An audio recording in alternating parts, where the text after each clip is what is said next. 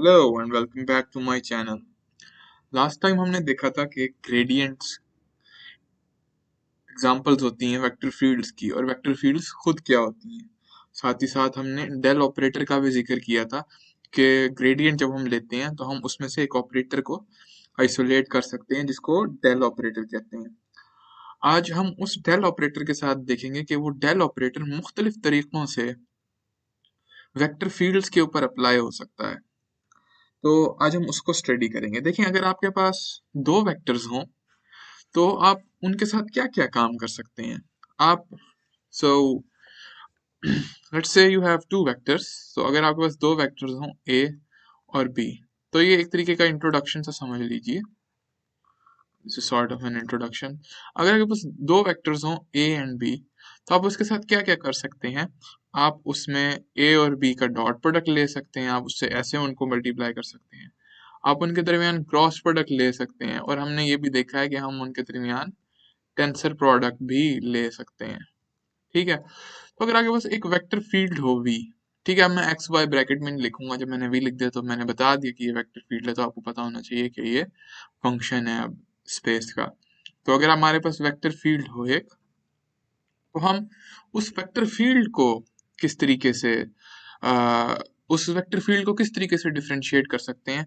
या अगर हमारे पास दो वेक्टर फील्ड्स हो, let's say V and W, तो हम उनका भी आपस में डॉट प्रोडक्ट ले सकते हैं। ठीक है, उनको भी आपस में क्रॉस कर सकते हैं अगेन, और उस करने का तरीका भी यूजुअल तरीका होगा, और उनका भी आपस में क्या कर सकते हैं, टेंसर प्रोडक्ट ले सकते हैं। तो बिल्कुल इन द यूजुअल वे ये सब होगा। तो क्या है, अगर हमारे पास जो डेल ऑपरेटर है ये भी तो एक वेक्टर है। तो जो डेल ऑपरेटर है हमारे पास, ये भी एक वेक्टर है। तो इस डेल ऑपरेटर का वेक्टर तो नहीं कहना चाहिए, एक वेक्टर ऑपरेटर है। ठीक है, ये वेक्टर जैसा ऑपरेटर है। तो मैं इस डेल ऑपरेटर का भी अपनी वेक्टर फील्ड के साथ डॉट प्रोडक्ट भी ले सकता हूँ, क्रॉस प्रोडक्ट भी ले सकता हूँ, और इनफैक्ट मैं डेल ऑपरेटर का वेक्टर फील्ड के साथ टेंसर प्रोडक्ट भी ले सकता हूँ। इसका हम आज जिक्र नहीं करेंगे, पर हम देखेंगे कि क्रॉस प्रोडक्ट लेने से हमारे पास कर्ल का कॉन्सेप्ट आता है, और डॉट प्रोडक्ट लेने से हमारे पास डाइवर्जेंस का कॉन्सेप्ट आता है। तो ये एक थोड़ा सा इंट्रोडक्शन था। अभी मैं बहुत डिटेल में जाके डाइवर्जेंस और कर्ल के बारे में बताने लगा हूँ, और हम इंतहाई कॉन्सेप्चुअल और विजुअलाइजेशन जैसी स्टडी करेंगे, क्योंकि कैलकुलेशन डाइवर्जेंस और कर्ल की बहुत ईजी है। अगर एक दफ़ा डाइवर्जेंस और कर्ल समझ आ गए तो कैलकुलेशंस आप ऐसे ही हमेशा से करते आ रहे हैं, बस पार्शियल डेरिवेटिव्स लेने होते हैं। तो मैं कॉन्सेप्ट्स पर और विजुअलाइजेशंस पर ज़्यादा जोर दूंगा, और कैलकुलेशंस पर थोड़ा कम जोर दूंगा, पर कैलकुलेशंस भी हम ज़रूर करेंगे। तो let's get on with it. अब पहला कॉन्सेप्ट है डाइवर्जेंस का। लास्ट टाइम मैंने आप लोगों को एक वेक्टर फील्ड दिखाई थी। जो मेरे पास वेक्टर फील्ड थी वो इस तरीके की थी। वो थी मेरे पास x x hat plus y y hat. ये एक टू डायमेंशनल वेक्टर फील्ड थी, और ये कुछ इस तरीके से हमें अगर मैं कोऑर्डिनेट सिस्टम ना बनाऊं, बगैर कोऑर्डिनेट सिस्टम के दिखाऊं, तो ये कुछ इस तरीके से हमें नजर आ रही थी। तो मैंने आप लोगों को कहा था इसे याद रख लें लास्ट लेक्चर में। तो ये कुछ इस तरीके की थी।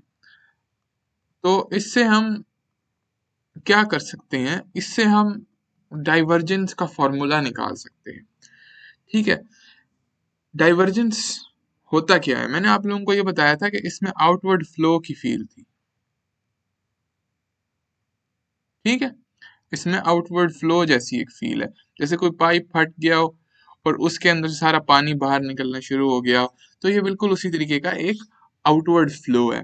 अब बात ये है कि इस आउटवर्ड फ्लो को क्या हम क्वांटिफाई कर सकते हैं, कैन वी क्वांटिफाई, या हम इसका एक मैथमेटिकल कोई फॉर्मूला बना सकते हैं, क्वांटिफिकेशन ऑफ आउटवर्ड फ्लो। जो वेक्टर फील्ड्स के आउटवर्ड फ्लो बताए कि एक वेक्टर फील्ड कितना आउटवर्ड फ्लो करी, यानी हमें एक नंबर दे दे जो वेक्टर फील्ड पर एक्ट करे, तो हमें एक नंबर दे दे, या हमें कोई फंक्शन दे दे जो हमें बताए कि किसी पॉइंट से बाहर कितनी वेक्टर फील्ड जा रही है। तो क्या हम इसको क्वांटिफाई कर सकते हैं, इस आउटवर्ड फ्लो को क्या हम इसका कोई फॉर्मूला बना सकते हैं वेक्टर फील्ड से जो इस आउटवर्ड फ्लो को क्वांटिफाई करे? तो चले हम देखते हैं इसको, ये हम कैसे बना सकते हैं एक फॉर्मूला। तो ये ज़्यादातर बुक्स में नहीं बताया जाता, but if we do it तो मुझे यकीन है आप लोगों को मज़ा आएगा अगर आप लोगों को ये समझ आया तो। देखें, हम एक आइडियल केस लेते हैं आउटवर्ड फ्लो का। Let's take an ideal case for outward flow. तो हम एक आइडियल केस अगर लें, तो एक आइडियल केस में जो वेक्टर फील्ड है वो किस तरह नजर आएगी, ये देखें, यहाँ से बाहर जा रही है, यहाँ से भी बाहर जा रही है, यहाँ से भी बाहर जा रही है, यहाँ से भी बाहर जा रही है। तो कुछ इस तरह की होनी चाहिए। तो ideally the vector field should look like this, the vector field that satisfied that satisfies our intuition, जो हमारे ख्यालात को, बाहर फ्लो करने के ख्यालात को सेटिस्फाई करती है, वो इसी तरीके की लगनी चाहिए। That satisfies our intuition is this। ठीक है, हम अगेन हम क्या ढूंढ रहे हैं, हम एक ऐसा मैथमेटिकल फॉर्मूला ढूंढ रहे हैं जो क्वांटिफाई करे कि किसी पॉइंट से कितना आउटवर्ड फ्लो है। यानी अगर ज्यादा आउटवर्ड फ्लो हो तो वो हमें बड़ी वैल्यू दे, कम आउटवर्ड फ्लो हो तो वो हमें छोटी वैल्यू दे। तो ये हम कैसे ढूंढ सकते हैं? Look at this vector field. तो अगर ये इस तरीके की हमारे पास वेक्टर फील्ड है तो देखें, अगर हम एक्स डायरेक्शन में ट्रेवल करें, तो if we travel in the x direction, तो वेक्टर फील्ड का एक्स कंपोनेंट बढ़ना चाहिए। हमें नजर आ रहा है ना, देखें ये एक्स डायरेक्शन में जैसे जैसे हम ट्रेवल करें तो हमारा जो एक्स कंपोनेंट है वेक्टर का वो बढ़ना चाहिए। ठीक है, जैसे जैसे हम एक्स में जाते जाए हम चाहेंगे यही कि हमारी जो वेक्टर फील्ड है उसका एक्स कंपोनेंट बढ़ता जाए। यानी as we move in the x direction, इधर से हमें नजर आ रहा है कि as we move in the x direction, the x component of the vector field यानी vx should increase। यानी vx कुछ इस तरह होना चाहिए, इस पिक्चर से ही हमें नजर आ रहा है, इस पिक्चर से मैंने ऑब्जर्व किया है कि एक वेक्टर फील्ड जो हमारी इंट्यूशन को सेटिस्फाई करेगी आउटवर्ड फ्लो की, उसमें हमने by observation, by looking at the picture, ये ऑब्जर्व किया है कि एक्स डायरेक्शन में उसका एक्स कॉम्पोनेंट इंक्रीज करना चाहिए। यानी कि हमारा जो फ्लो है, जो आउटवर्ड फ्लो है, वो प्रोपोर्शनल होगा, आउटवर्ड फ्लो जो है वो प्रोपोर्शनल होगा किस चीज के? अब देखें, एक्स डायरेक्शन को, एक्स कंपोनेंट को वेक्टर फील्ड के एक्स डायरेक्शन में इंक्रीज होना चाहिए। तो आउटवर्ड फ्लो जो है वो किस चीज के प्रोपोर्शनल होना चाहिए? आउटवर्ड फ्लो जो है वो प्रोपोर्शनल होना चाहिए rate of change of the x component Vx in the x direction. और रेट ऑफ चेंज क्या है? यानी जैसे जैसे हम एक्स डायरेक्शन में मूव करें हमें Vx बढ़ता हुआ नजर आना चाहिए। और रेट ऑफ चेंज को क्या चीज क्वांटिफाई करती है? पार्शियल डेरिवेटिव क्वांटिफाई करता है। यानी आउटवर्ड फ्लो एक तो प्रोपोर्शनल होना चाहिए partial of Vx by partial x के। अगर इसकी वैल्यू बड़ी होगी तो हमारी वेक्टर फील्ड में आउटवर्ड फ्लो ज्यादा है, और अगर इसकी वैल्यू छोटी होगी तो हमारी वेक्टर फील्ड में आउटवर्ड फ्लो कम है। क्योंकि जैसे जैसे हम एक्स डायरेक्शन में मूव करें हम चाहते हैं कि हमारा वी एक्स बढ़े, और पार्शियल डेरिवेटिव जो है वी एक्स का एक्स डायरेक्शन के लिहाज से वही इस चीज को क्वांटिफाई कर सकता है बस, क्योंकि रेट ऑफ चेंज होता है पार्शियल डेरिवेटिव। तो अगर पार्शियल डेरिवेटिव एक्स कंपोनेंट का वेक्टर फील्ड के बढ़ रहा है हमारे एक्स डायरेक्शन में मूव करने से, यानी partial we x by partial x positive आता जा रहा है, तो हमारे पास आउटवर्ड फ्लो बन रहा है एक तरीके का। और देखें, अगर हम यहाँ से देखें, अगर हम y डायरेक्शन में मूव करें तो y कंपोनेंट को इंक्रीज करना चाहिए। ठीक है, तो आउटवर्ड फ्लो ना सिर्फ इसके प्रोपोर्शनल है बल्कि आउटवर्ड फ्लो एक और चीज के भी प्रोपोर्शनल है। तो आउटवर्ड फ्लो जो है हमारा ये फिर प्रोपोर्शनल होना चाहिए partial we y by partial y के।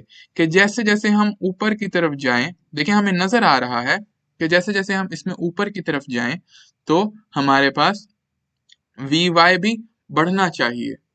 तो हमने क्या किया है, हमने एक आइडियल केस निकाला कि किस तरीके की वेक्टर फील्ड आउटवर्ड हमें नजर आती है, हमारी इंट्यूशन को किस तरीके की वेक्टर फील्ड हो तो वो आउटवर्ड जाती हुई फील हो। फिर हमने उसको ऑब्जर्व करके देखा कि वो इस तरीके की वेक्टर फील्ड होगी जिसका एक्स कंपोनेंट एक्स डायरेक्शन में इंक्रीज करे, या जिसका rate of change with respect to x x component का बड़ा हो।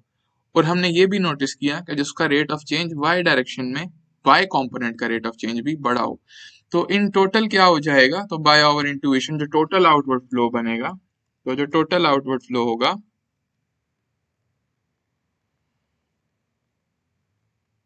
वो कितना होगा, partial we x by partial x plus partial we y by partial y. ठीक है ना। तो हमने क्वांटिफिकेशन कर ली है, हमने एक ऐसा फॉर्मूला बना लिया है जो आउटपुट फ्लो को क्वांटिफाई करे। यानी अगर हमें वेक्टर फील्ड दी जाए तो हम उसके एक्स कंपोनेंट का एक्स के साथ डेरिवेटिव लेके और उसके वाई कंपोनेंट का वाई के साथ डेरिवेटिव लें और उन दोनों को ऐड कर दें तो हमें आउटपुट फ्लो की क्वांटिफिकेशन मिल जाती है। अब हम जरा इसको गौर से देखते हैं, look at this formula closely. ये जो partial we x by partial x है plus partial we y by partial y है, इसको मैं ऐसे भी लिख सकता हूँ कि ये है partial by partial x x hat plus partial by partial y y hat, और इसका मैं अगर डॉट प्रोडक्ट ले लूँ इसके साथ वी एक्स एक्स हैट के साथ plus we y y hat के साथ, देखें ये बिल्कुल वही चीज़ बनेगी क्योंकि x हमेशा x से मल्टीप्लाई होता है डॉट प्रोडक्ट में, तो ये partial by partial x v x ही आ जाएगा और plus partial by partial y v y ही आ जाएगा। पर गौर करें ये क्या चीज़ें हैं, ये जो चीज़ है ये तो डेल ऑपरेटर है और ये जो चीज़ है ये तो हमारी वेक्टर फील्ड है। तो यानी कि डेल ऑपरेटर का वेक्टर फील्ड के साथ जो डॉट प्रोडक्ट है वो आउटवर्ड फ्लो को क्वांटिफाई करता है। यानी डेल डॉट वी जो है it quantifies the outward flow. और आउटवर्ड फ्लो के लिए हमारे पास एक नाम होता है, इसको हम डाइवर्जेंस भी कहते हैं। ठीक है, आई होप आप लोगों को समझ आ गई होगी। तो जो डाइवर्जेंस है, किसी वेक्टर फील्ड की डाइवर्जेंस डिफाइंड ही ऐसे है कि उसको हम डॉट प्रोडक्ट ले लेते हैं किसके साथ, हमारी वेक्टर फील्ड के साथ। और मैंने बताया है कि इट जस्ट सो हैपन्स कि हमारा फॉर्मूला भी वही शो करता है हमें जो हमने ऊपर अपनी इंट्यूशन से बिल्ड किया है। तो ये एक प्रूफ नहीं था, ये बस मैंने इंट्यूशन से आप लोगों को दिखाया कि किस तरह आप फील कर सकते हैं डाइवर्जेंस को, कि क्यों डेल डेल ऑपरेटर का डॉट प्रोडक्ट किसी वेक्टर फील्ड के साथ आउटवर्ड फ्लो शो करता है या उसको क्वांटिफाई करता है। ये इसको देखने का एक तरीका है, ये ज़्यादातर बुक्स में नहीं बताया जाता, तो मैंने इसलिए बता दिया ताकि कॉन्सेप्ट्स जो हैं, विजुअलाइजेशन जो है मैथ्स की, वो ज़्यादा से ज़्यादा बेहतर हो मेरे स्टूडेंट्स की। तो ये हमारे पास डाइवर्जेंस का कॉन्सेप्ट है। फिर हम इसे 3 डायमेंशंस में जनरलाइज भी कर सकते हैं। ठीक है, अगर 3D में हम जाएं तो वो partial by partial x x hat हो जाएगा plus partial by partial y y hat हो जाएगा plus partial by partial z z hat हो जाएगा। और फिर इसको हम एक 3 डायमेंशनल वेक्टर फील्ड के साथ भी डॉट प्रोडक्ट ले सकते हैं। तो अब आप लोगों को पता होना चाहिए ये वी एक्स वी वाई जो है ये कॉन्स्टेंट्स नहीं है बल्कि खुद भी फंक्शंस हैं, क्योंकि अब हम वेक्टर फील्ड्स की बात कर रहे हैं। तो जब हम वेक्टर फील्ड्स की बात कर रहे हो तो ऐसा होता है। फिर जब मैं इसका वो ले लूंगा डॉट प्रोडक्ट तो ये मेरे पास आ जाएगा पार्शियल बाय पार्शियल एक्स और यूनिट वेक्टर्स खत्म हो जाते हैं डॉट प्रोडक्ट में, तो partial by partial y plus partial by partial c. ये कितनी खूबसूरत बात है कि वेक्टर फील्ड्स का आउटवर्ड फ्लो करना डेल ऑपरेटर के साथ डॉट प्रोडक्ट के अंदर रिड्यूस हो सकता है। It's just beautiful, it's just a beautiful coincidence of mathematics. तो और ये क्वांटिटी क्या बनाती है, डेल डॉट वी से कहते हैं, ये डाइवर्जेंस होती है और ये क्या पैदा करती है, आउटवर्ड फ्लो पैदा करती है। तो now let us do an example. तो हम एग्जांपल करते हैं। एग्जाम्पल में मैं क्या करूंगा, आप लोगों को मैंने एक वेक्टर फील्ड बताई थी, जो हमने वेक्टर फील्ड पिछली दफा स्टडी की थी, वो थी x x hat plus y y hat. ठीक है, तो अगर हमारा फॉर्मूला करेक्ट है तो ये वेक्टर फील्ड कुछ इस तरीके से हमें दिखती थी। तो अगर हमारा फॉर्मूला वाकई ही में करेक्ट है तो इसको पॉजिटिव रिजल्ट देना चाहिए, क्योंकि ये वेक्टर फील्ड हमें नजर आ रहा है कि काफी ज्यादा इसमें आउटवर्ड फ्लो है। तो चलें इसका डेल डॉट वी लेकर देखते हैं। तो डेल डॉट वी अगर हम इसका लेंगे तो हमारे पास partial by partial x v x होगा plus partial by partial y, v y होगा क्योंकि हम 2 डायमेंशंस में हैं, तो ये हमारे पास पार्शियल बाय पार्शियल एक्स और साथ एक्स आ जाएगा क्योंकि वी एक्स एक्स के बराबर है, ये हमारा वी एक्स है, ये हमारा वी वाई है, और यहाँ पर हमारे पास partial by partial y y आ जाएगा। देखिए पार्शियल बाय पार्शियल एक्स ये तो 1 के बराबर होगा और partial y by partial y भी 1 के बराबर होगा, तो हमारे पास 2 आ गया है और this is a positive value. तो देखिए हमें पॉजिटिव रिजल्ट मिल गया है। किस तरीके से? इसको डेल के साथ, डेल ऑपरेटर के साथ अपनी वेक्टर फील्ड का डॉट प्रोडक्ट लेने से, यानी हमें ये शो हो गया है कि it really does measure the outward flow. तो ये थी डाइवर्जेंस, कि अगर हम इसको कंप्यूट करना इंतहाई इजी है, आपको कोई भी वेक्टर फील्ड दी जाए उसका डॉट प्रोडक्ट ले लें डाइवर्जेंस डेल ऑपरेटर से, और वो partial by partial x v x plus partial by partial y v y plus partial by partial z v z बनता है। तो इसको कंप्यूट करना कुछ भी नहीं है, बस पार्शियल डेरिवेटिव्स लेने के बराबर है। पर इसकी इंट्यूशन इंपॉर्टेंट थी, जो आई होप आप लोगों को आ गई हो और क्लियर हो गई हो। जब हम आगे जाएंगे इसकी, मैं आगे अगले लेक्चर्स में भी कुछ कैलकुलेशंस और एग्जांपल्स करवाता जाऊंगा। तो आज के लेक्चर में मैंने विजुअलाइजेशन पर जोर दिया है इसकी, पर नेक्स्ट लेक्चर्स में मैं इसकी कैलकुलेशन पर भी जोर दूंगा। कुछ मुश्किल कैलकुलेशंस भी इसके साथ कर लेंगे जब हम स्टोक्स थ्योरम और स्टोक्स थ्योरम और ग्रीन्स थ्योरम स्टडी करेंगे। Okay, let's move on. अब हम कर्ल की स्टडी करते हैं।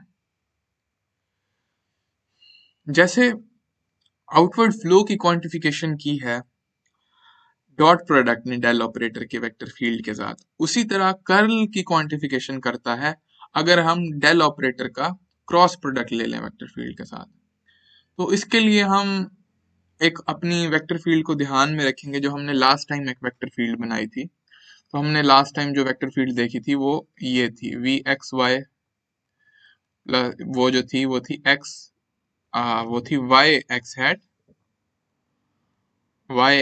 प्लस एक्स वाई हैट, और प्लस नहीं था, बीच में माइनस का साइन था, और ये मैंने आप लोगों को दिखाया था, ये क्लॉकवाइज इसमें से रोटेशन वाली फील आती थी। ये कुछ इस तरीके की वेक्टर फील्ड थी, जैसे कि हमारे पास कुछ क्लॉकवाइज रोटेट कर रहा हो, है ना। तो ये कुछ इस तरीके की हमारी वेक्टर फील्ड थी। तो लेकिन हम चाहते हैं कि हमारे पास जो है इस तरीके से हम क्वांटिफाई करें कि हमारे पास जो एंटी क्लॉकवाइज डायरेक्शन है वो पॉजिटिव है, यानी we want this to give a negative number. हम चाहते हैं कि इससे कोई नेगेटिव नंबर आए। हम कर्ल इस तरह डिफाइन करें कि इससे कोई नेगेटिव नंबर है। तो खैर इसको अगर ये बात अभी समझ नहीं आई तो अभी थोड़ी देर में अभी समझ आ जाएगी, लेकिन ये देखें इसमें एक कर्ली फील है, there is a curly feel to it. ऐसा लग रहा है जैसे इसमें कुछ डाइवर्ज नहीं कर रहा, कुछ बाहर नहीं जा रहा, पर ये जो बीच में अगर मैं पॉइंट बनाऊं तो there is some rotation about this point. इस पॉइंट के अबाउट क्या है, रोटेशन हमें फील हो रही है, आंखों से देखकर इस वेक्टर फील्ड को फील हो रही है। पर क्या हम इसको क्वांटिफाई भी कर सकते हैं? अगेन हम एक आइडियल केस लेंगे और इसको क्वांटिफाई करने की कोशिश करेंगे। तो चलें अब हम एक आइडियल केस की स्टडी करते हैं। तो let's derive the formula for curl and then we will generalize it. तो लेट्स टेक द कर्ल, ठीक है। और अगर हम कर्ल लें तो क्या होता है, कर्ल हमारे पास किस तरह डिफाइन करेंगे? Let's have an ideal case of rotation. हम रोटेशन डिफाइन करते हैं इन एन आइडियल वर्ल्ड कि किस तरीके की रोटेशन होगी। लेट्स से कि जो हमारे पास एंटी क्लॉकवाइज रोटेशन होती है वो कुछ इस तरीके की होगी, ठीक है। इस पॉइंट के अबाउट अगर रोटेशन है तो वो कुछ इस तरीके से फील होना चाहिए, ठीक है। ये हमें एक रोटेशन की फीलिंग आ रही है इसमें, और जैसे जैसे हम दूर जाएं वो बढ़ती भी जानी चाहिए ये फीलिंग जो है, कुछ इस तरीके से ये हमें एक रोटेशन की फील दे रहा है।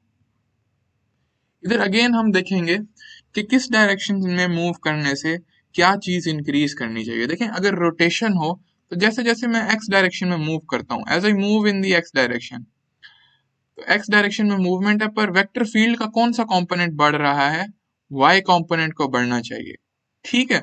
जैसे जैसे मैं एक्स डायरेक्शन में मूव करता हूँ वेक्टर फील्ड का वाई कंपोनेंट बढ़ रहा है, यानी कि कर्ल जो है वो प्रोपोर्शनल है।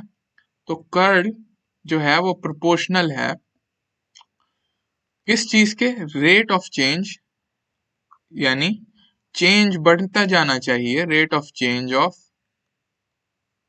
The y component of the vector field in x direction. और ये किस तरीके से क्वांटिफाई होता है? ये क्या चीज होती है रेट ऑफ चेंज जो होता है? ये होता है partial we x by partial y, यानी this should be positive, curl इसके प्रोपोर्शनल है। बट देखें जैसे जैसे मैं एक्स डायरेक्शन में मूव करता जाऊं, जैसे जैसे मैं एक्स डायरेक्शन में मूव करता जाऊं, मेरे पास नेगेटिव वी एक्स बढ़ना चाहिए, क्योंकि देखें ये नेगेटिव एक्स डायरेक्शन में है। तो जैसे जैसे मैं वाई डायरेक्शन में मूव करूं, मेरे पास एक्स कंपोनेंट को नेगेटिवली बढ़ना चाहिए, ठीक है।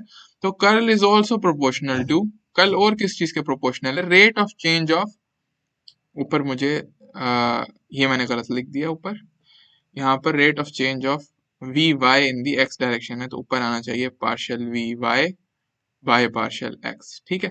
और कर्ल किस चीज के प्रोपोर्शनल होगी, मजीद क्या प्रोपोर्शनैलिटी है, जैसे जैसे हम वाई डायरेक्शन में मूव करें, हमें वी एक्स के अंदर नेगेटिव चेंज आना चाहिए, यानी minus partial we x by partial y, ठीक है। तो टोटल कर्ल कितनी होगी, इन दोनों इफेक्ट्स को हम ऐड कर देंगे, तो जो टोटल कर्ल हमारे पास बनेगी, तो टोटल कर्ल क्या होगी हमारे पास, जो इसकी टोटल कर्ल है वो हमारे पास होगी पार्शियल वी वाई, तो हम दोनों को ऐड कर देंगे, partial we y by partial x minus partial we x by partial y. पर ये क्या चीज लग रही है, इसको अगर गौर से देखें तो I can write this in determinant form, this looks like a determinant, I can write this, I can write this in determinant form,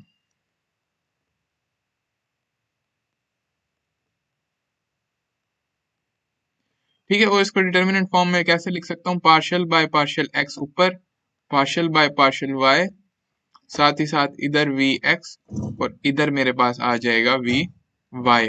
अब गौर से देखें, अगर मैं इस डिटर्मिनेंट को परफॉर्म करूं तो ये डिटर्मिनेंट किस चीज के बराबर होगा, ये इसके साथ मल्टीप्लाई होता है, तो partial we y by partial x minus, determinant में क्योंकि माइनस का साइन आता है बीच में, और ये हो जाएगा पार्शियल बाय पार्शियल वाई, और हमारे पास वी एक्स आ जाएगा।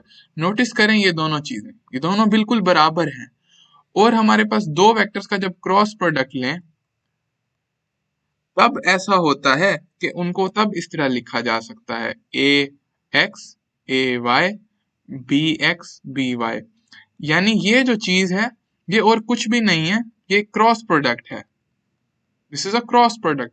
बट किन दो चीजों का क्रॉस प्रोडक्ट है, ये डेल ऑपरेटर का क्रॉस प्रोडक्ट है विद द वेक्टर फील्ड। तो इन जनरल हमारी जो कर्ल है, तो अगेन हमारा जो कर्ल है जो एक रोटेशनल फील्ड को क्वांटिफाई करता है, वो है पार्शियल बाय डेल ऑपरेटर का क्रॉस प्रोडक्ट है हमारी वेक्टर फील्ड के साथ।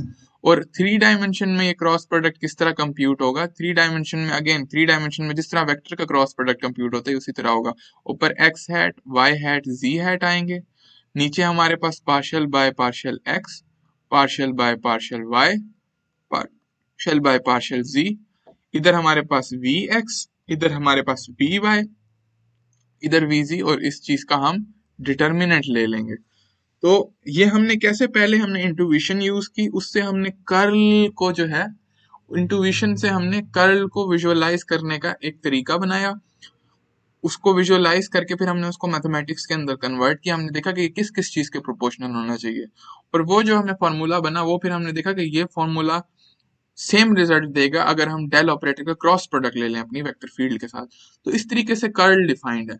और कर्ल क्या करता है, कर्ल क्वांटिफाई करता है कि किसी वेक्टर फील्ड में कितनी कर्लीनेस है। तो देखें, अब हम इसकी एक एग्जांपल करते हैं, लेट्स डू एन एग्जांपल। अगर मैं इसकी एग्जांपल करूं तो मैं पहली एग्जांपल ये लेता हूं, मैं पहली एग्जांपल लेता हूं वी ऑफ एक्स वाई, वही वाली फील्ड ले लेता हूं जिसमें हमारे पास आता है y x hat minus x y hat, ठीक है। तो इसको ये हमने देखा था, ये इस तरीके से थी, ये क्लॉकवाइज थी, तो एक तो इसमें कर्लीनेस तो है, बट इसकी कर्लीनेस क्या है, क्लॉकवाइज कर्लीनेस है इसमें, तो इसको नेगेटिव रिजल्ट देना चाहिए, क्योंकि हमने जो रिजल्ट बनाया वो तब पॉजिटिव होगा जब एंटी क्लॉकवाइज कर्लीनेस होगी। तो चलिए इसको कंप्यूट करके देखते हैं। तो अगर मैं इसका कर्ल लूं, तो नाउ फाइंड द कर्ल, अगर मैं इसका कर्ल ले लूं तो मुझे क्या मिलता है, partial by partial x partial by partial y v x v y, बिल्कुल जैसे दो वेक्टर्स का क्रॉस प्रोडक्ट लेते हैं। अब मैंने एक ऑपरेटर और एक वेक्टर का क्रॉस प्रोडक्ट बना लिया है, और बिकॉज द डेफिनेशन वर्क्स इसलिए इसको बनाने में कोई हर्ज नहीं है। Minus partial by partial y v x. तो हमारे पास y क्या है, वो x के बराबर है, तो यहाँ पर माइनस एक्स के बराबर है, तो यहाँ पर आएगा माइनस, बाहर आ जाएगा partial by partial x x, और v x क्या है, वो y के बराबर है, x को वही x कॉम्पोनेंट y के बराबर है, तो यहाँ पे -1 और -1 आ जाता है, इधर -2 आ रहा है। अगेन लुक, हमारे पास कर्ल है वेक्टर फील्ड में, और क्लॉकवाइज कर्ल है जो कि नेगेटिव साइन से शो हो रहा है। अब देखें दूसरी जो वेक्टर फील्ड थी, जो हमारे पास वी एक्स वाई थी, जो x x hat plus y y hat थी, इसमें कोई कर्ल नहीं था। इसमें हमें नजर आ रहा था, इसमें सिर्फ आउटवर्ड फ्लो था, इसमें जरा भी कर्लिंग नहीं हो रही, इसमें कुछ भी घूमता हुआ फील नहीं हो रहा। तो इसका तो फिर इसका मतलब है कर्ल 0 आना चाहिए। क्या वाकई ऐसा है? तो चले हम करके देख लेते हैं। तो इसका जो कर्ल है वो हम लेकर देखते हैं। तो इसका कर्ल हम लेकर देख रहे हैं, partial by partial x. Again अब मैं सिंपल फार्मूला ही लिख देता हूँ, partial by partial y v x minus partial we y by partial x. तो वी एक्स क्या है, हमारे पास एक्स के ही बराबर है, एक्स आ गया, और वी वाई क्या है, वाई के बराबर है। तो ये वाकई 0 हो गया, कि partial x by partial y भी 0 होता है, partial y by partial x भी 0 होता है। तो ये हमारे पास आगे हैं डाइवर्जेंस और कर्ल, और इसको 3 डायमेंशंस में हम आगे कैलकुलेशन करेंगे। कैलकुलेशन के लिए मैं वीडियो आगे बनाऊंगा, इस वीडियो पर मैं विजुअलाइजेशन और जनरलाइजेशन पर ज्यादा फोकस कर रहा हूँ। तो लेकिन हमने एक थोड़ी सी बाहरी कैलकुलेशंस बहुत इजी हैं, 3 डायमेंशंस में भी बहुत इजी हैं, पर जब हम स्टोक्स थ्योरम और डाइवर्जेंस थ्योरम की एग्जांपल करेंगे तो तब ये बिल्कुल आराम से हमें समझ आ जाएगी। अब हम चलते हैं एक और कॉन्सेप्ट की तरफ, लैप्लाशियन। देखें अगर मैं वेक्टर फील्ड का डॉट प्रोडक्ट लूं, वो बनता है डाइवर्जेंस। अगर मैं वेक्टर फील्ड का क्रॉस प्रोडक्ट लूं डेल ऑपरेटर के साथ, वो बनता है कर्ल, क्योंकि इन्हीं दोनों चीजों की क्वांटिफिकेशन कर रहा है। पर मैं एक और ऑपरेटर बना सकता हूं, I can define a new operator, I can define a new operator. इसकी मैं विजुअलाइजेशन में नहीं जाऊंगा, ये बस एक ऑपरेटर है। I can define a new operator, वो मैं इस तरह डिफाइन कर सकता हूं कि मैं डेल ऑपरेटर का अपने ही साथ डॉट प्रोडक्ट ले लूं। तो देखें अगर मैं डेल ऑपरेटर का अपने ही साथ डॉट प्रोडक्ट लेता हूं तो मेरे पास क्या आता है, partial by partial x plus partial by partial y y hat plus partial by partial z. ये मैं डिफाइन कर रहा हूँ, I am just defining it, इसके पीछे मैंने कोई मोटिवेशन नहीं रखी। जैसे पिछले बार हमारी डेफिनेशन के पीछे एक मोटिवेशन थी कि हमने क्वांटिफाई करना था डाइवर्जेंस और कर्ल को, ये बस I am gonna define it and not gonna motivate it और विजुअलाइज इट। तो ये partial by partial x x hat plus partial by partial y y hat plus partial by partial z z hat, ठीक है। तो ये हमारे पास क्या बनेगा, अगर मैं अगेन वो करूं तो ये पार्शियल बाय पार्शियल एक्स हो जाएगा, plus partial by partial y हो जाएगा, प्लस देखिए वो बाकी तो कैंसिल हो जाते हैं, एक्स डॉट वाई हेड जो होता है, तो ये हमारे पास जो सेम वाले हैं वो आपस में मल्टीप्लाई हो जाते हैं, तो पार्शियल जी बाय पार्शियल जी हो जाएगा।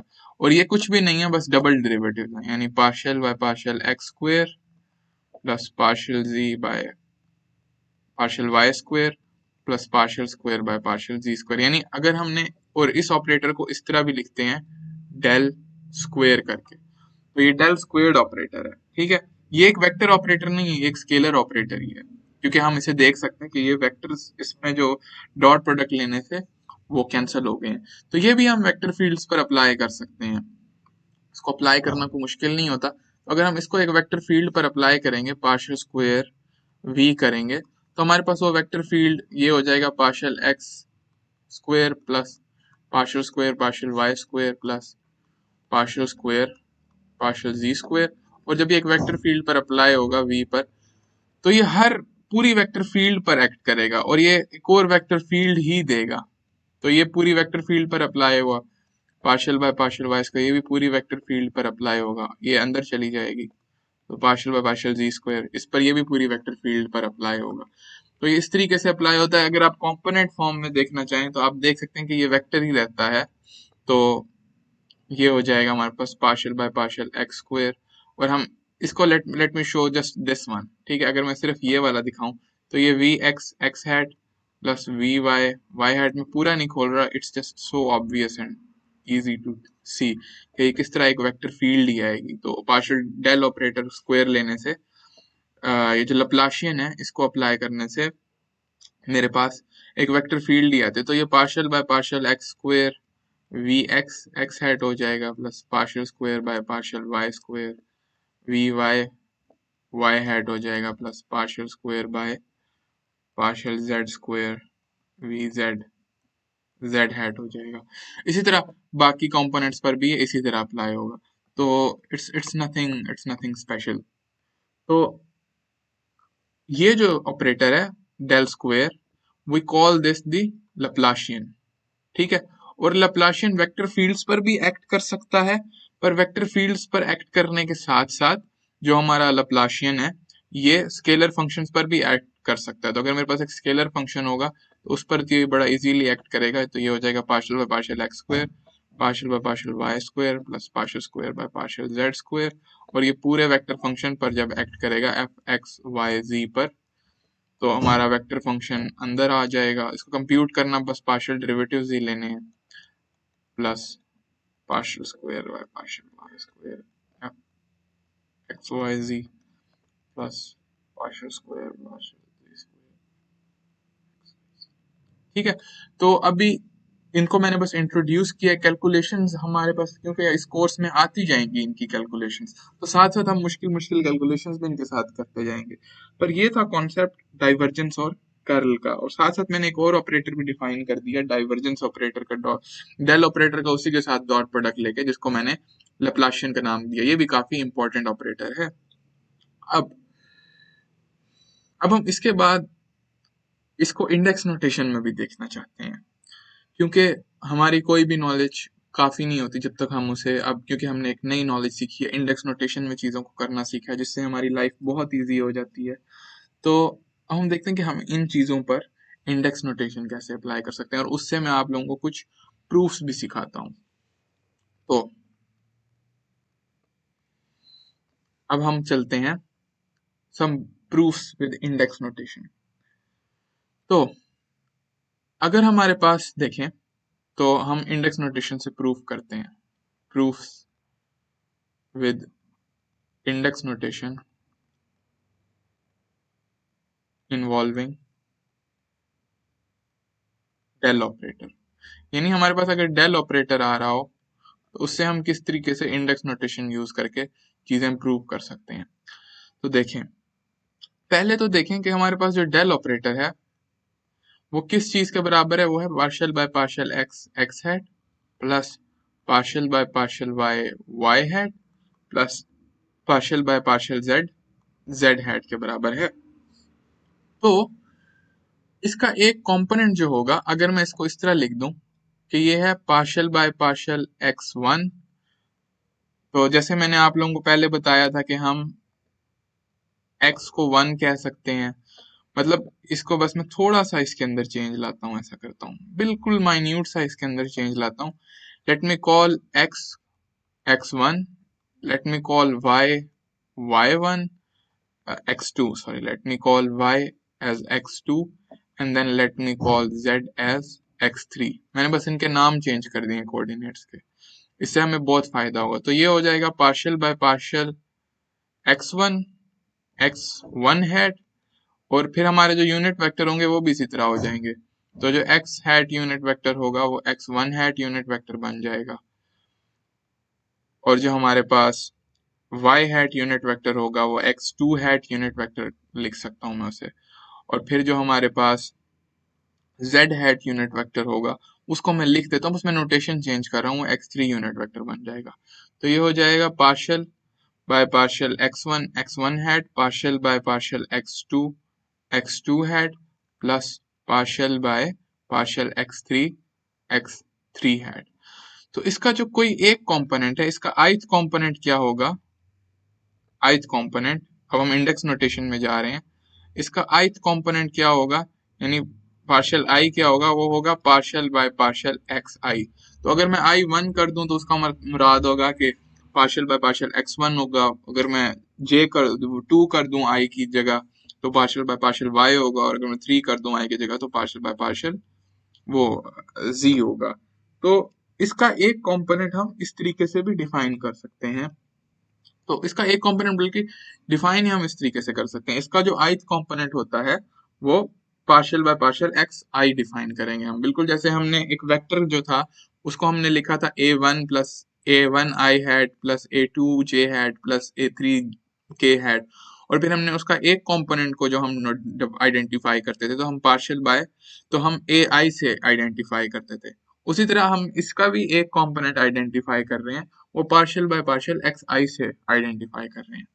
तो बस यही चीज इधर इंपॉर्टेंट थी। इसके बाद अब हम इसकी चीजें प्रूफ करने की तरफ आ सकते हैं। तो हम कैसे प्रूफ करेंगे इसकी चीजें, तो लेट मी शो यू, और इससे हमें प्रोडक्ट रूल्स भी नजर आएंगे। तो बस ये बात थी इंपॉर्टेंट, अब हम प्रूफ कर सकते हैं। तो लेट्स से हमें क्वेश्चन दिया गया है कि प्रूफ, क्या प्रूफ करें कि अगर हमारे पास f of x y is a function हो, is a function, v is a vector field,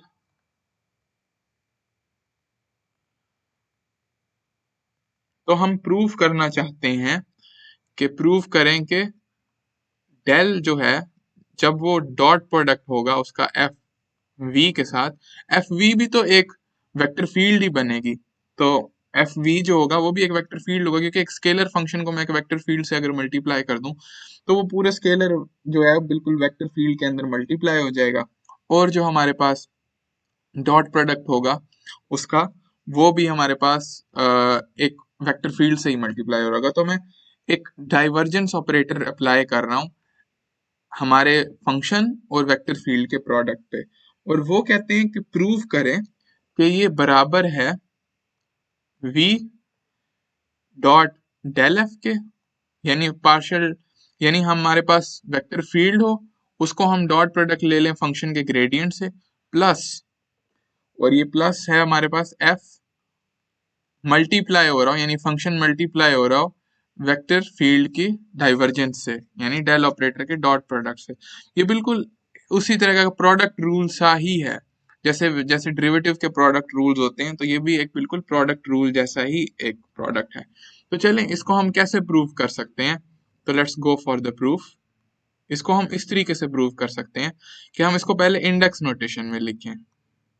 index notation में मैं राइट साइड को लिखता हूँ। देखें, जब हम दो वेक्टर्स का डॉट प्रोडक्ट लेते हैं तो हमारे पास उसको किस तरह लिखा जाता है, जब हमारे पास दो वेक्टर्स का डॉट प्रोडक्ट हो तो उसको किस तरह लिखा जा सकता है, उसको ए आई बी आई करके लिखा जा सकता है। और अगर उनके दरमियान एक स्केलर क्वांटिटी हो उससे फर्क तो नहीं पड़ता ना, तो यानी मेरे पास ए डॉट सी बी हो तो मैं उसको भी इस तरह लिख सकता हूँ ए आई सी बी आई के, क्योंकि बीच में अगर एक स्केलर की कोई इंडेक्स नहीं होती और बीच में एक स्केलर भी आए तो उससे फर्क नहीं पड़ता। तो इधर भी अगर हम देखें तो ये मेरे पास डेल ऑपरेटर एक वेक्टर है, बीच में एक स्केलर है और उसके साथ एक वेक्टर फील्ड है। तो इसको मैं अगर इंडेक्स नोटेशन में लिखूं तो हमें पता है डेल ऑपरेटर का एक कंपोनेंट जो होगा वो होगा partial by partial x i, और उसके साथ मल्टीप्लाई हो रहा है फिर एफ, जो कि एक बिल्कुल सी की तरह काम कर रहा है, बट ये कांस्टेंट नहीं है, ये भी फंक्शन है एक्स और वाई का। और साथ हमारे पास वी का भी ith कंपोनेंट आएगा तभी ये डॉट प्रोडक्ट बनेगा। अब देखें, अब हमारे पास कंपोनेंट फॉर्म में ये आम आम सा पार्शियल डेरिवेटिव बन गया, तो आम सा, और ये दोनों फंक्शंस बन गए हैं, क्योंकि ith जो कंपोनेंट होगा वो एक स्केलर फंक्शन ही है, क्योंकि वेक्टर जो है, वेक्टर फील्ड जो है उसका हर कंपोनेंट एक स्केलर फंक्शन है। तो ये दोनों एक तरीके के दो स्केलर फंक्शंस का मल्टीपल है। तो स्केलर फंक्शन पर हम बिल्कुल आराम से प्रोडक्ट रूल लगा सकते हैं पार्शियल डेरिवेटिव्स का। तो अगर हम इस पर प्रोडक्ट रूल लगाएं तो पहले आएगा फंक्शन और फिर partial by partial x i v i हो जाएगा, फिर हमारे पास आएगा वी आई और हमारे पास partial by partial x i f हो जाएगा।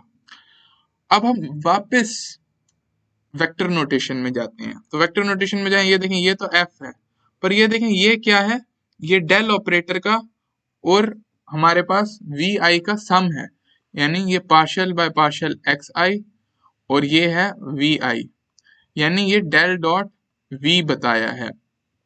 क्यों? क्योंकि आई पर सम है, क्योंकि जब भी दो इंडिसेस हमने बताया था रिपीट हो तो उन पर सम अज्यूम किया जाता है, तो डेल डॉट वी भी इसी तरीके से लिखा जाएगा। तो ये है f del dot v plus v dot del f, क्योंकि ये ग्रेडियंट है एफ का। अगर ग्रेडियंट का एक कंपोनेंट लें ग्रेडियंट वेक्टर का, तो वो बनेगा partial f by partial x i, और इसका भी आपस में डॉट प्रोडक्ट। तो ये हमने प्रूव कर दिया है, क्यू ई टी, हमारा पहला प्रोडक्ट रूल प्रूव हो गया है। अब चले हमारा दूसरा प्रोडक्ट रूल भी प्रूव करने की कोशिश करते हैं। तो दूसरा हमारा प्रोडक्ट रूल क्या है? दूसरा हमारा प्रोडक्ट रूल ये है कि अगर हम इसका क्या रहे क्रॉस प्रोडक्ट लें तो फिर क्या बनेगा। तो इसका क्रॉस प्रोडक्ट लेने से हमारे पास बनना चाहिए एफ डेल क्रॉस वी।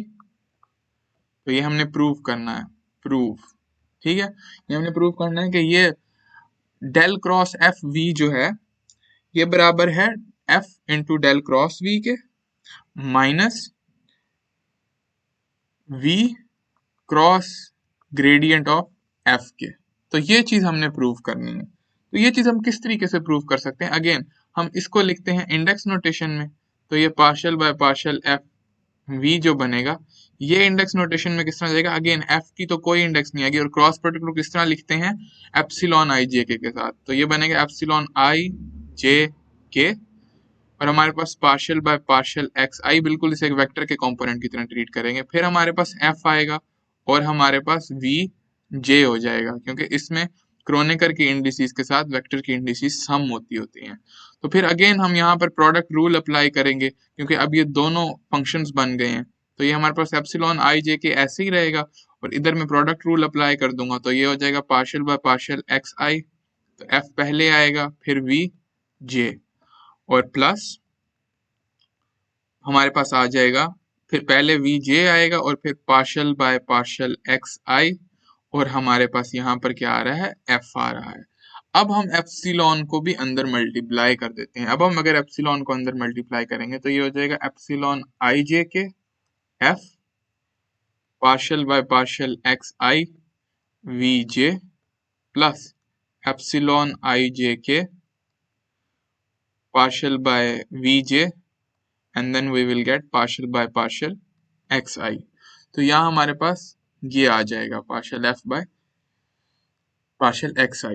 तो अब देखें यहाँ पर हमारे पास i है, यहाँ पर हमारे पास j है, यहाँ पर हमारे पास i है, यहाँ पर हमारे पास j है, और f को हम बार भी निकाल सकते हैं। तो ये हो जाएगा f डेल क्रॉस v, बल्कि अभी मैं इसको इंडेक्स नोटेशन में नहीं लिखता, अगले स्टेप में इंडेक्स नोटेशन में इसको मैं लिखूंगा। तो ये हमारे पास एफ में अभी बाहर लिख देता हूँ, और एप्सिलॉन आई जे के ये आ जाएगा partial by partial x i v j. ये ऐसे लग रहा है इस वेक्टर का और इस वेक्टर का आपस में क्रॉस प्रोडक्ट हो, क्योंकि क्रॉस प्रोडक्ट इसी तरीके से डिफाइन होता है ना, कि एप्सिलॉन आई जे के ए आई बी जे। तो ये ए आई रहा, ये वी जे रहा, प्लस हमारे पास आ जाएगा, इधर देखें, इधर जे पहले है और आई पहले है और जे बाद में है, पर वी जे पहले है और एक्स आई बाद में है।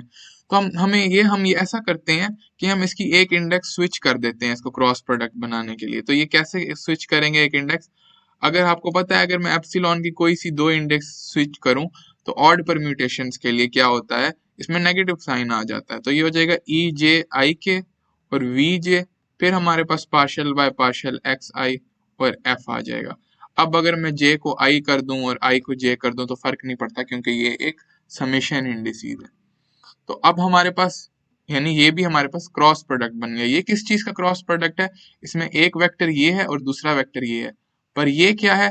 ये तो ग्रेडियंट है, क्योंकि ग्रेडियंट का एक कंपोनेंट इसी तरह होता है, partial by partial x i F, ठीक है, और ये वेक्टर फील्ड का एक कंपोनेंट है, यानी ये वेक्टर फील्ड का क्रॉस प्रोडक्ट है ग्रेडियंट के साथ, और इधर हमारे पास डेल ऑपरेटर का क्रॉस प्रोडक्ट आ गया है वेक्टर फील्ड के साथ। तो ये बन जाएगा एफ डेल क्रॉस वी, जब हम वापस वेक्टर नोटेशन में जाएंगे, minus v cross del F.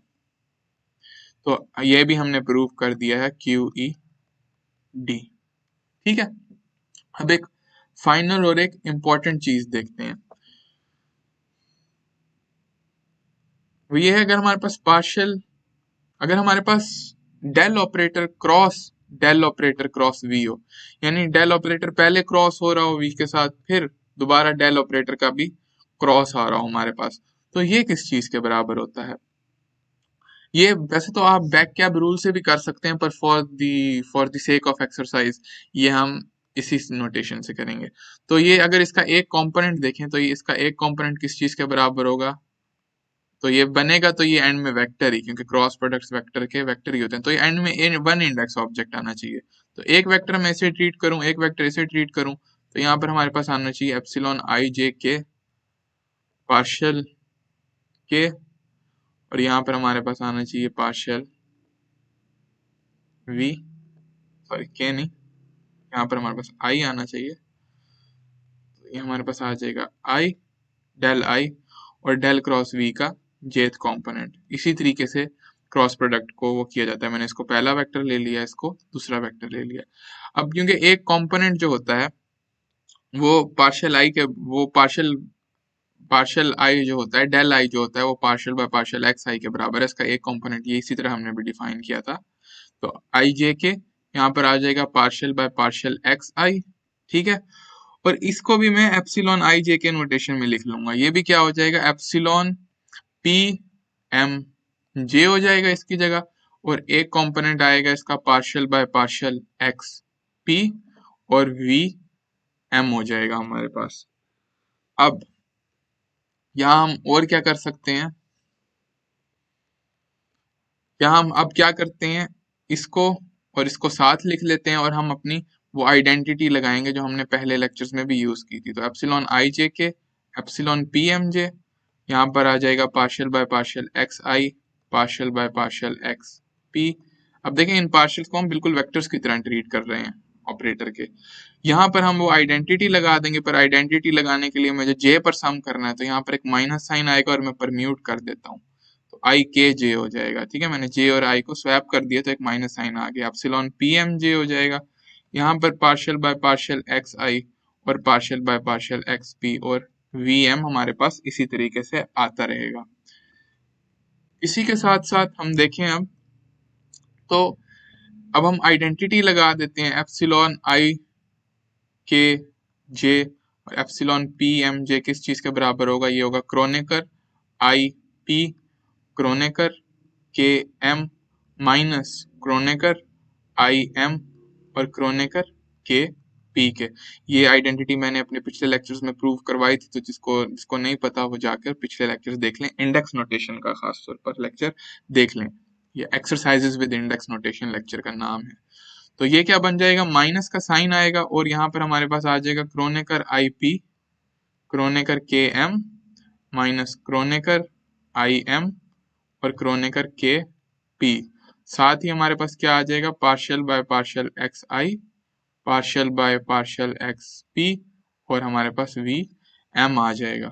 उसके बाद माइनस साइन अंदर जाएगा तो ये दोनों अपनी प्लेसेस स्विच कर लेंगे, तो partial Kronecker i m Kronecker k p minus Kronecker i p Kronecker k m, और ये हो जाएगा partial by partial x i partial by partial x p v M.